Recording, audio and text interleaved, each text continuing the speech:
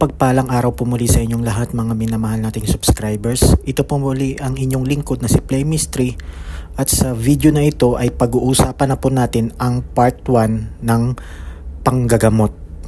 Sa video na ito ay pag-uusapan po natin ang depensa espiritual.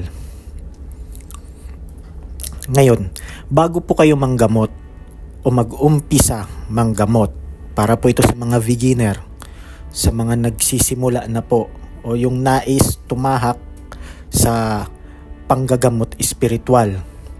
Bago po kayo manggamot, inuulit ko sa inyo, paulit-ulit kong sinasabi na dapat ang inyong bakod at ang inyong balabal ay naka-ikalimang antas upang lahat po na nais ninyong tawagin ay matatawag ninyo, nais ninyong pasakayin ay mapapasakay ninyo.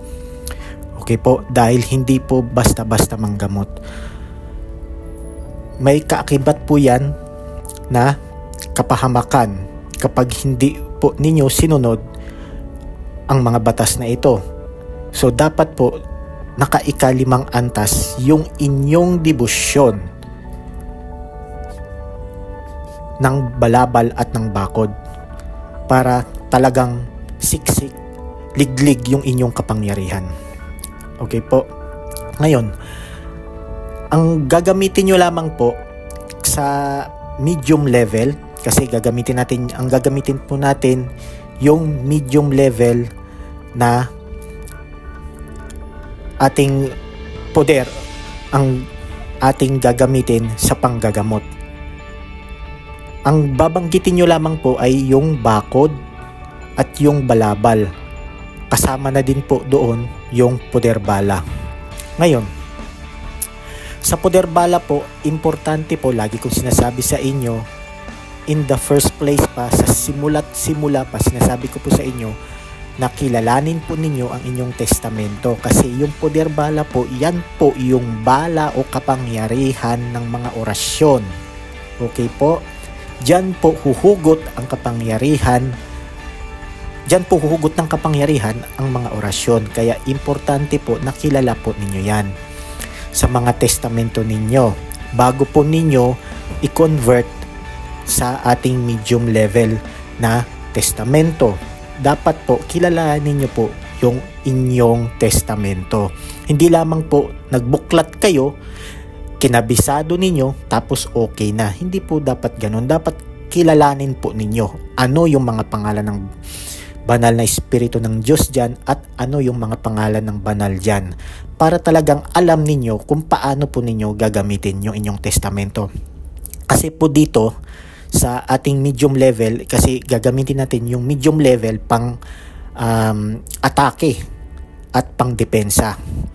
So, yung poder bala na inyong i-convert ay gagamitin na po natin sila upang ipang-opensa, ipang-atake. Okay po? Kaya lagi kong sinasabi sa inyo, sa simula't simula pa, kilalanin ang testamento bago i-convert po ninyo sa general devotion natin na pang medium level. Dapat kilala po ninyo yan kung ano ang mga pangalan ng mga banal na espiritu dyan. Okay po? Ngayon, ito lamang po ang inyong babanggitin, yung bakod, kasama po yung susi ng bakod. After po banggitin yan, ay isusunod po ito. Ito po yung mga poder bala. Halimbawa lamang po ito, wag po ninyo itong gagayahin gaya ng sinasabi ko. Panoorin yung ikaunang video ng depensa. Panoorin po para hindi na po kayo magtatanong kasi pag napanood nyo po yun, mauunawaan nyo po. Okay? Ito po yung mga poder bala. Importante po ito sa gamutan. Okay? Maliban po sa depensa, importante po ito sa gamutan. Kasi itong mga ito po ang gagamitin natin na pang-atake. Okay? So, tinuturuan ko na po kayo, lumalalim na po ang inyong kaalaman sa spiritual. Ito po ang gagamitin nating pang-atake. At ang pakilos na gagamitin natin ay ito. Ito ang tinatawag na cambio. Okay? Pag ginamit mo ito at gagamitin mo ito sa mga pangtarak mo, sa mga pangtawag mo, yon ay automatic na ikaw ay kumakambyo. Doon nyo po malalaman kung gaano kalakas yung inyong kalaban. Okay? May mga kanya-kanyang lakas yan. Kung sa umpisa pag tawag mo, tinesting mo kaagad siya, alam mong mahina siya, wag po kayong magpakampante. Dapat po talagang solido yung inyong protection. Okay? Banggitin po lahat ito. Halimbawa lamang po ito. Kung hindi naman ito nakapasok sa inyong mga testamento, ay wag nyo po itong babanggitin. Wag nyo po ito gagayahin. Halimbawa lamang po ito. Okay? Kaya kilalanin nyo po ang inyong testamento. Kasi pag hindi nyo po kilala yung inyong testamento, wala po kayong tatawagin dito. Sinong tatawagin mo? Hindi mo nga kilala yung iyong testamento. Importante na kilala mo muna bago mo i-convert sa general devotion. Kasi yung general devotion natin na medium level ang ating gagamitin sa panggagamot. Okay po? Importante ito ha. Isipin po, unawain. Importante po ito kasi dito po tayo kukuha ng cambio. Tandaan, sa cambio meron kang primera, may segunda, may tercera, may kwarta, may quinta, pataas ng pataas. Okay? Kaya importante po ito. Importante po ang inyong poder bala. Okay po? After po niyan ay isusunod na po yung balabal. Pagbanggit ng balabal, tapos banggitin yung susi 7 times. After nyo pong banggitin yung susi ay iihip nyo po sa tubig. Importante po yan, nakaihip sa tubig. Ihip nyo lang, pwedeng pa-cross, pwedeng ihip nyo lang kahit 1 beses, 2 beses, 3 beses. Basta inihip sa tubig. And then, inumin yung tubig bago manggamot. Kailangan po, inumin yung tubig. Kayo po ang iinom ng tubig bago po kayo manggamot. Okay po? Yan po ang panimula, part 1 ng ating video sa panggagamot. Depensa sa espiritual. At paparte-partehin ko ito, pero ang pinakamahaba talaga ay magfo-focus dito ay yung sa opensa. Kasi yun ang pinaka-importante. Opensa. Okay po? Ngayon, dito pag-usapan natin to. Ito, gaya ng sinabi ko, gagamitin ito sa pangkambyo. At itong Roma sa baba, ang gagamitin natin pakilos. Kapag may kambyo, may pakilos, tinatawag yung paobra. Okay po? Para po inyong maunawaan. Kapag kumambyo ka, dito mo malalaman kung gaano kalakas yung iyong mga kalaban. Para din yang sasakyan. 'Di ba? Alam mo, pag paahon ka, kapag nakakwarta ka, alam mo na mabigat yung iyong kargada ng iyong sasakyan. 'Di ba ibababa mo yung gear, gagawin mong tersera, gagawin mong segunda hanggang sa makaahon ka. Dito naman baliktad. Magsisimula ka sa primera, umpisahan mo muna ng pakurot-kurot muna, titingnan mo muna, susubukan mo muna kung gaano kalakas yung iyong kalaban. Tapos dadahan-dahanin mo siya, kakambyuhan mo siya ng pang segunda. Tingnan mo kung gaano kalakas. Pero pag umabot ng tersera, yung iyong pangkambyo, mag-ingat po kayo mga kapatid, lalo na po sa mga beginner.